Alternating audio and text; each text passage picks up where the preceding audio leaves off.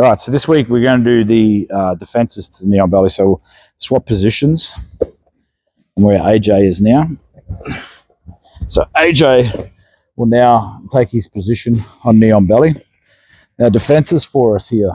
One of the things that you don't want to do in this position is a lot of people will automatically start to kind of try to push on the knee because that's where the pressure is. So an immediate reaction is to start doing this and pushing. If you look at some of the previous videos I posted a couple of weeks ago about the far side armbar attack, this is exactly why you don't do it.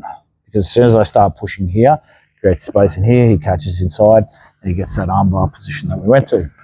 Similarly, if I'm going from this side, even if I've got myself framed on the inside here, what I don't want to be doing is posting out high, trying to worry about this, because he will get the inside knee, close side armbar that we showed in the other video. I also don't particularly like going to the far knee here or going to here, anywhere where I allow him to be able to cup my elbow here and be able to pull my arm up is a bad position for me to be in. So I like to try to hide everything inside and tight as I possibly can. So his knees on belly, he's been quite nice to me at the moment, which is thank you for that.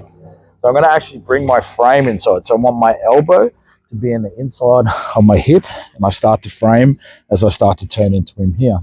So I got my frame here, so it doesn't allow him to get in here to get the underhook, doesn't allow him to try to pull my arm up or try to do anything silly from there. Once again, I'm not going to try to reach across here because that exposes this arm. So I keep this nice and tight, and I do a C grip like this onto his foot.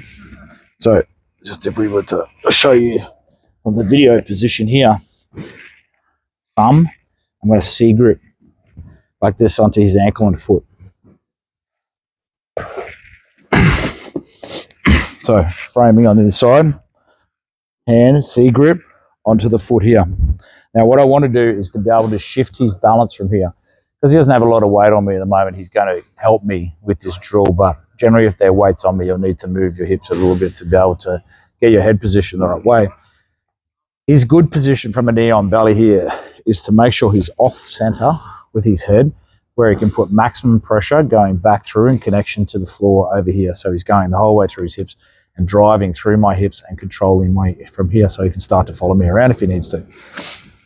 So what I need to do is to make sure his head, try to get his head in line with mine here. So I need to get underneath him. So if I'm framing and I create my gap from here, I need to maybe hip escape out, a little bit of a movement, little bit of movement, bang, until I can get him to here.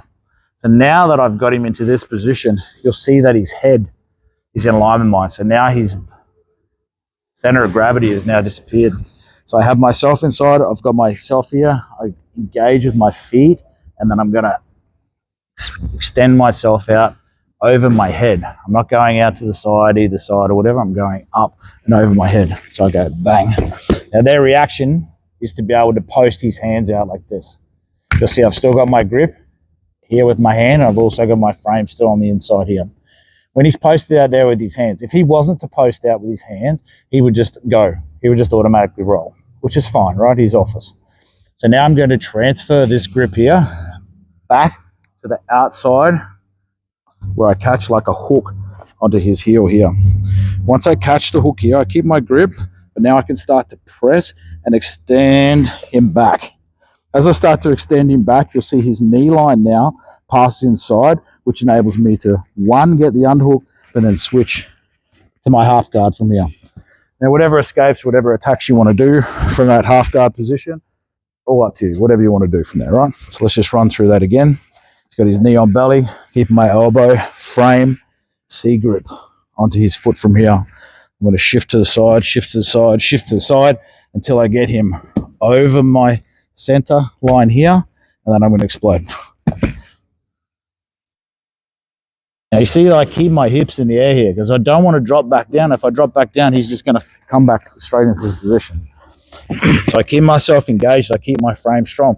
So if he tries to come back, he can't base himself back out again because I've got this strong structure in place.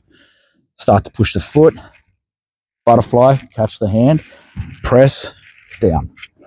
Catch the leg, half guard, get my underhook on this side.